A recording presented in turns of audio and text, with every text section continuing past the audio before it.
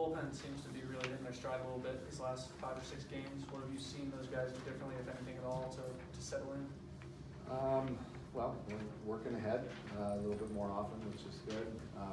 Our starting pitching has done a great job getting later in the games. And obviously, with the pitch count kind of being extended a little bit, they're able to work a little bit deeper into games, which doesn't tax our bullpen as much.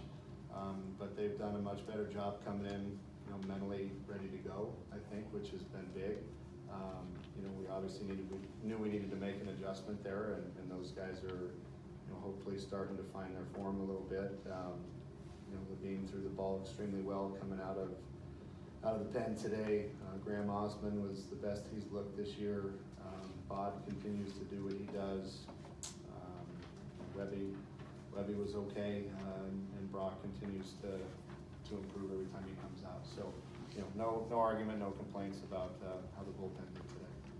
And speaking about Will, going to your bullpen really early in the first game of this doubleheader, knowing you were going to need arms for both games, can you speak on his impact to really just, I think, keep the game within reach despite it being 7-2 at the time? Well, that was huge. We contemplated as a staff at length last night if we wanted to go, with Jacob Walker in the first game and Meyer in the second, or if we wanted to go with Meyer in the first, knowing that Tyler was going to be on kind of a real limited pitch count today. Go to maybe a third inning if you had 2 quick ones, knowing that we need to get him ready for this weekend. We weren't going to overextend him. So we just thought that at the end of the day, Tyler's repertoire was going to play better against USF. He didn't have his best stuff today against them, but nonetheless, him not having his best stuff, Will coming in and really giving our offense a chance to get back in the game was huge. Really was the highlight of that game, really, with how he came in and kind of shut things down and gave us an opportunity to battle back. So that's what a good bullpen is supposed to do, and give your offense a chance to get going, and that's what he did. And like I said, Graham did his job as well, coming in and did just fine. That's gave our offense a chance to wake up there toward the end. Obviously, there have been times this season when the bullpen has struggled to find the zone late in the games. Today in the first game, that was kind of the reversal with USF having that problem. It seemed like the hitting approach was a good balance of not having the total take sign, but being able to lay off those pitches. What do you tell the guys in the lineup when the opposing pitchers are going through that? I mean, it's their job to lock in and not chase, really. Try to put a positive spin on it to make sure they get a pitch that they can handle and a pitch up in the zone. Breaking balls, need to start up or start at their hip or their shoulder. But they did a much better job of laying off stuff that they had struggled with in the past, where they're chasing pitches out of the zone. So I think you start looking at those big numbers. Late in that first game offensively, it comes from them giving us free bases. Also, we had some good at-bats and put some good swings on pitches too, but free bases kill you. So if we're going to be a good offense, we have to be able to be patient and take our walks, and we have the opportunity, and I think our guys did a really good job of that in the first game today. And with your bullpen now finding its stride, as Jack mentioned here earlier, how important is it for flip a script, if you will, that when you guys were given the opportunity to capitalize on bullpens and push them deep into their arm repertoire, to do that today compared to earlier this season where it seemed like other teams were doing that to you? That's how you win games. Obviously, we know that the starting pitching we're going to face here, starting conference is only probably going to get better. So it's the utmost importance to try to get that starter out of the game and get into the bullpen and hopefully get to the less electric guys before the late inning bullpen guys get there. So but we understand the staffs that we're going to be facing are probably going to be a little bit deeper even than we've seen already. So we're just going to have to do a much better job of staying in the zone, and then hopefully our bullpen continues to attack the zone as well. A number of guys have talked about how close you guys are as a team to really flipping the script on some of these 1- and 2-run losses. Do you think this sweep of USF was a step in the right direction for that, kind of getting hot into conference play? And What's the morale like overall in the locker room right now? You know, we came from behind all 3 games against USF, so that was nice that we didn't cash it in, I guess, when we got behind. You know, but it's nice to get 3 out of 4, but as I told them, we ain't satisfied with 3 out of 4. Like those are winnable games. On all 4 of them are winnable games. We got 3 of them, but you know, if we settle for 3 out of 4, we're never going to be the team we want to be. So for me, I wasn't satisfied with that. I thought we came out a little bit flat against Mizzou. You know, after coming back and putting a thumping late against USF and putting up a lot of runs, I thought we kind of pulled the ripcord a little bit and coasted. And for me, that's not acceptable. Those guys know that. I don't think they are accepting that either. We really didn't show a whole lot of intensity until the 9th inning. You know, we brought the tying run to the plate, brought the winning run to the plate there. So, but guys started all of a sudden, the intensity kind of started ratcheting up, and it's like, man, where's this been all game? So, but they understand, you know, what the expectations are. That we can't. I know it's a long day. I know it's been two-day games.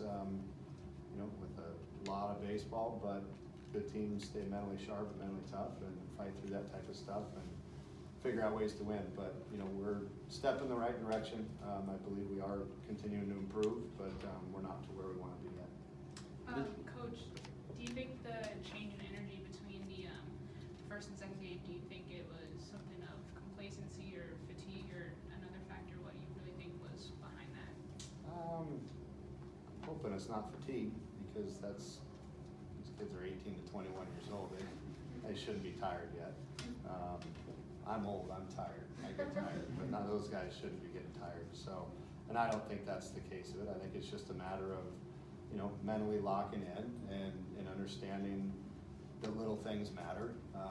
Situational hitting matters. Moving runners matter, and putting the ball on the ground when you have guys on second and third with no outs. Getting 1 in and 1 over, that stuff matters. Those runs add up. So we only cash in 1 there, where we should have cashed in 2. Those things add up. And then the free runs that we gave tonight, you know, as a staff, I think we counted that we gave pretty much gift wrap 3 runs for Mizzou, and we lose by 2. So those are a case of, in my mind, mental mistakes a little bit, that we have to clean that stuff up if we want to be the team we want to be. You also had a packed crowd in the first game that thinned out considerably. Do you think that could have been a part of it as well, just contributing to the environment? There's certain things you can control. The crowd is something we can't. So for me, that's not an excuse. Players need to be ready to play, whether there's 1 person in the stands or 10,000. You go out and execute your job. That's what we're supposed to do. This was pretty much the busiest week so far game-wise for you guys all season. Have you learned anything about yourself as a head coach in this time? I've learned a lot, yeah. You know, it's been, you know, for me, yeah, it's a little bit of an emotional roller coaster as well. You know, on times when you think you're going to have a big inning and you don't, and then times when you 2 outs and then you end up putting up 5. And it's just kind of like, okay, it's not scripted in any way, shape, or form. So, and especially dealing with, you know, college-age kids that are, you know, we're still learning the game, and that's our job to continue teaching them.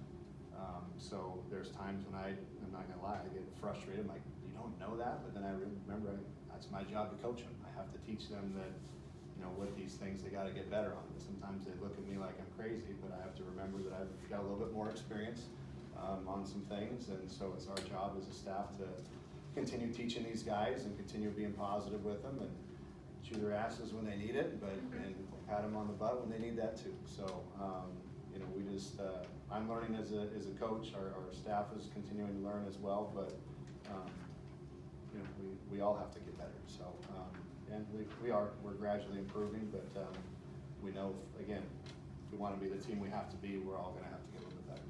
Coach, it's a team sport, but can you just speak on the impact that Lampy's had this season so far? He's been very, very good. His first 7 appearances, finding a way to get on base today. Can you just speak on his impact at the top of the lineup? I'll just speak on Joe as a person and as a player. He's an electric player. He comes with a crazy intensity every day. He's our hands down our most intense player, and he's the fire starter. He gets on base, things happen, and there's times if he's not on his game and doesn't light that fire, you can just kind of feel the energy go down sometimes. But when he's doing what Joe Lampy does well, everybody else seems to kind of pick up their game too. And he demands that of his teammates, which is what I love. So there's nobody that's going to question if Joe's ready to play or not. Sometimes he almost gets a little too intense where you have to tap the brakes a hair, but I would take that 100 times over than the other way around. So he's a pleasure to coach. He's the right type of player. He is what Sun Devil baseball is all about. So I'll take 100 to Joe Lampy. Coach, real quick about Joe. What has allowed him at the plate? Like right now, he's tied for the Pac-12 lead in home runs, but he's also getting on base a lot for you guys. What in his approach has allowed him to do both? Hit with power without compromising his ability to be your guys' leadoff. I think he's worked extremely hard this off season, this fall on the swing path, kind of smoothing some things out. He still doesn't have the Ken Griffey Jr. pretty left-handed swing, but he grinds and battles and understands at bats and how they work. There's times where he chases pitches in the dirt still, obviously, but he's up there understanding what it takes to grind out an at bat, for one. For two, when he gets his pitch, most of his home runs have been to center field. So it's the big part of the yard where we want him to stay in the middle of the diamond. And he's going in the big boy territory when he's hitting home runs, and that just is a tribute to him in his off-season workout program. I mean, he's gotten a ton stronger.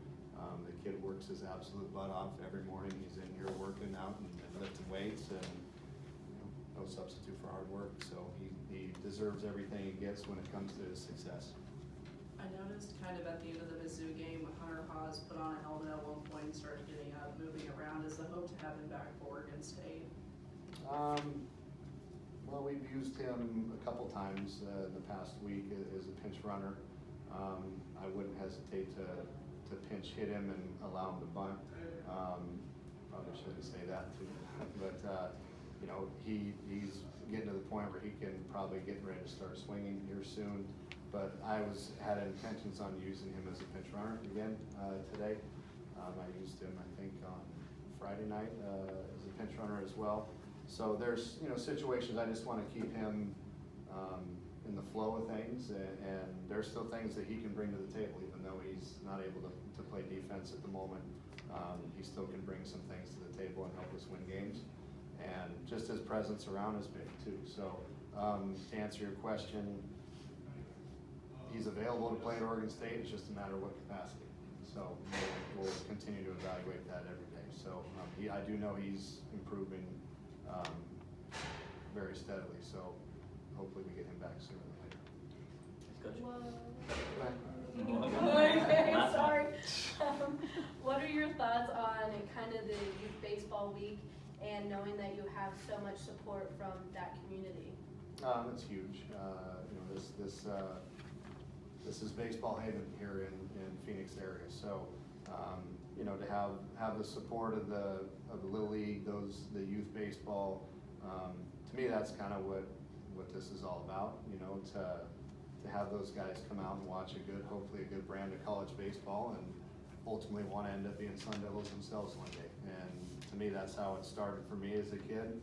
When I came down here and watched an ASU game, I'm like, wow, that's just the aura of watching ASU baseball. I wanted to be a Sun Devil, and I wasn't even from here. So for me, that's what, hopefully there's some kids out there that came this weekend that we had that impact on.